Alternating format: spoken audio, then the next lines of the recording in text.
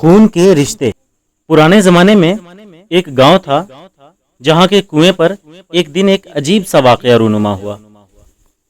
ماجرا کچھ یوں تھا کہ جو ڈول بھی کنویں میں ڈالا جاتا پانی نکالنے کے لیے تو ڈول واپس نہ آتا تھا اور صرف رسی واپس آ جاتی۔ گاؤں کے سارے لوگ پریشان تھے اور خوف زدہ تھے کہ آخر یہ ہو کیا رہا ہے، اندر کوئی جن جنات ضرور ہے جو ایسا کر رہے ہیں۔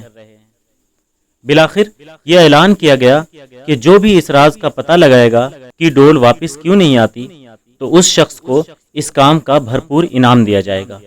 ایک نوجوان نے کہا کہ مجھے انعام کی کوئی لالچ نہیں، میں یہ کام کروں گا صرف اس لیے کہ گاؤں والے مصیبت سے نکل جائیں، اور اپنی جان کو خطرے میں ڈال کر اس راز کا پتہ لگاؤں گا، مگر میری ایک شرط ہے، اور وہ یہ کہ میں کنویں میں اسی صورت میں اتروں گا جب رسہ پکڑنے والوں میں میرا بھائی بھی شامل ہو۔ گاؤں والوں نے اس کے بھائی کو جلدی جلدی بلا لیا۔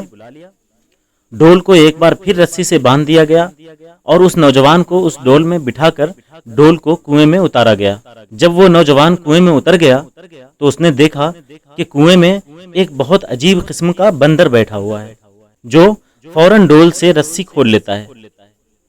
اس نوجوان نے اپنی جیب کو چیک کیا تو اس کو گڑ مل گیا۔ اس نے جلدی سے وہ گڑ بندر کو دیا۔ یوں بندر اس نوجوان سے مانوس ہو گیا۔ نوجوان نے اس بندر کو کندھے پر بٹھایا اور نیچے سے زور زور سے رسہ ہلایا تاکہ اوپر کے لوگ رسہ کھینچ کر اس نوجوان کو اوپر لے آئیں۔ گاؤں والوں نے رسہ کھینچنا شروع کیا اور جو ہی ڈول اندھیرے سے روشنی میں آیا تو گاؤں کے لوگ بندر کو نوجوان کے کندھے پر بیٹھا ہوا دیکھ کر خوف زدہ ہو گئے اور وہ یہ سوچنے لگے کہ ضرور یہ کوئی عفریت ہے جس نے اس نوجوان کو کھا لیا ہے اور اب اوپر چڑھ کر سب گاؤں والوں کو بھی کھا لیا۔ سب لوگ رسہ چھوڑ کر سرپٹ اپنے آپ کو بچانے کے لیے بھاگے، مگر اس نوجوان کا بھائی رسے کو مضبوطی سے تھامے اوپر کھینچنے کی کوشش کرتا رہا اور آخر کار اس نے اپنے بھائی کو کنویں سے بحفاظت نکال لیا۔